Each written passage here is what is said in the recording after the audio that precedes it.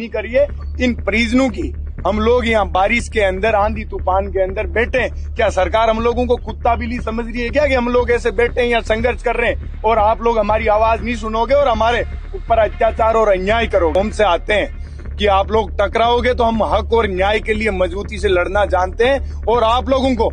ये बता देंगे कि हम न्याय की लड़ाई कितनी ताकत से लड़ते हैं और कैसे छीन के आप लोगों से हम इन लोगों के साथ, हमारे साथ पुलिस प्रशासन इस तरीके से गुंडागर्दी करती है जैसे हम लोगों ने कोई चोरी कर ली या हम लोग किसी के आरोप वाले ये भूल गए कि आप लोग भ्रष्टाचार के दबाव में सरकार की दलाली करना बंद कर दो, नहीं तो हम लोग नानी याद अंदर हमारा किसान कौम का लाडला नागौर जिले का एक हमारा युवा साथी जिसकी षड्यंत्र के तहत हत्या कर दी गई है, हम उसकी लड़ाई लड़ रहे हैं और उन परिजनों के लिए उनकी आवाज बुलंद करने का काम कर रहे हैं। आप लोग देखिए, एक गांव का बच्चा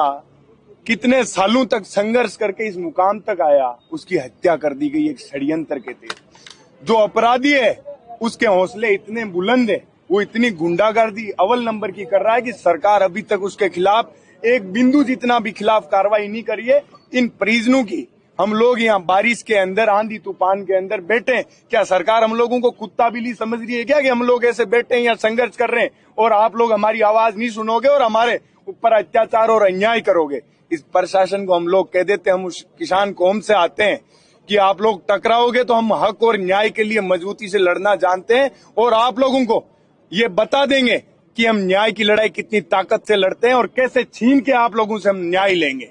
अभी कुछ वार्ता हुई आपकी प्रशासन से, शासन से? नहीं, किसी से कोई प्रशासन से किसी से हमारी कोई वार्ता नहीं हुई। हम लोग यहाँ भीग रहे थे तो परिजनों का कहना था कि टेंट लगा दिया जाए जिससे हम लोगों की कम से कम यहाँ इतने दिनों से यहाँ बैठे हैं तो हमारा स्वास्थ्य खराब नहीं हो और इस लड़ाई को मजबूती से लड़ पाए।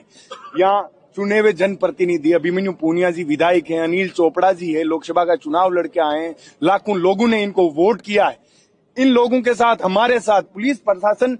इस तरीके से गुंडागर्दी करती है जैसे हम लोगों ने कोई चोरी कर ली या हम लोग किसी के आरोपी हैं, लेकिन हम लोग ये सहन करने वाले नहीं है। पुलिस वाले ये भूल गए कि आप लोग भ्रष्टाचार के दबाव में सरकार की दलाली करना बंद कर दो, नहीं तो हम लोग नानी याद दिला देंगे। और ये याद रखना, ये आज आप लोगों ने जल्दी न्याय नहीं किया तो हम लोग जेलन मार्ग को जाम करेंगे।